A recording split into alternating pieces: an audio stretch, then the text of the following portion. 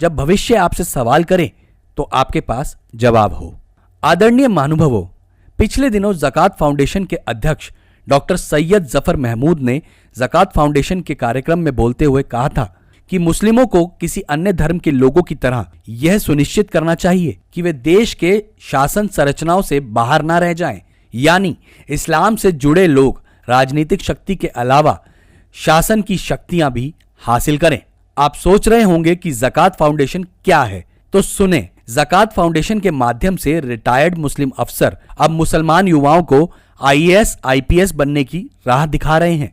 ये अफसर इस संस्था की मदद से हर साल 20 से 25 मुस्लिम युवाओं को सिविल सर्विस की परीक्षा पास करा रहे हैं। यही नहीं, अब मुस्लिम युवाओं की संख्या बढ़ाने के लिए ज़कात फाउंडेशन के अध्यक्ष डॉक्टर सैयद जफर महमूद ने जमीयत उलेमा ए हिंद की मदद से 3 एकड़ जमीन पर डासना में सर सैयद कोचिंग संस्थान के लिए नई बिल्डिंग का निर्माण शुरू कर दिया है।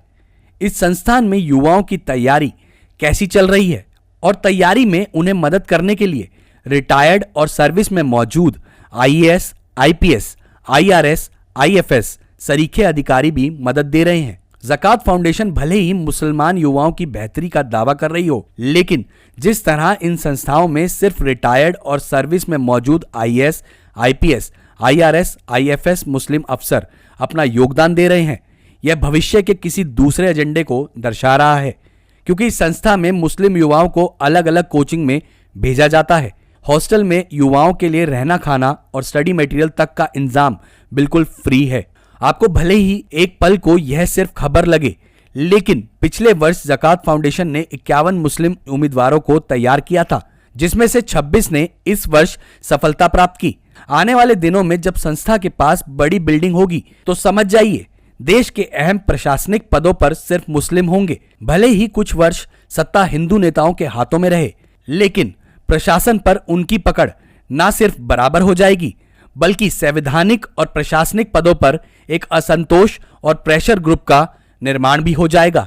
इसका आंकड़ा खुद देख लीजिए दोस्तों। वर्ष 2013, 2014, 2015 और 2016 में मुस्लिमों की संख्या क्रमशः 30, 34, 38 और 36 थी, जो साल 2017-18 में बढ़कर 50 से अधिक हो गई है। और संघ लोक सेवा आयोग यानी UPSC की परीक्षाओं में अल्पसंख्यक समुदाय के 131 युवाओं के चयन के साथ एक नया रिकॉर्ड बनाया। आने वाले वर्षों में जिन तरीकों से मुस्लिमों द्वारा शुरू की अनेकों संस्थाएं आगे बढ़ रही हैं, तो संख्या का अनुपात क्या होगा, आप स्वयं अंदाजा लगा सकते हैं। आपको जानकर हैरानी होगी कि ज़कात फाउंडेशन ज़कात यानी दान के पैसों से चलता है। केवल ज़कात फाउंडेशन ही नहीं, इसके अलावा अल अमीन सोसाइटी बेंगलोर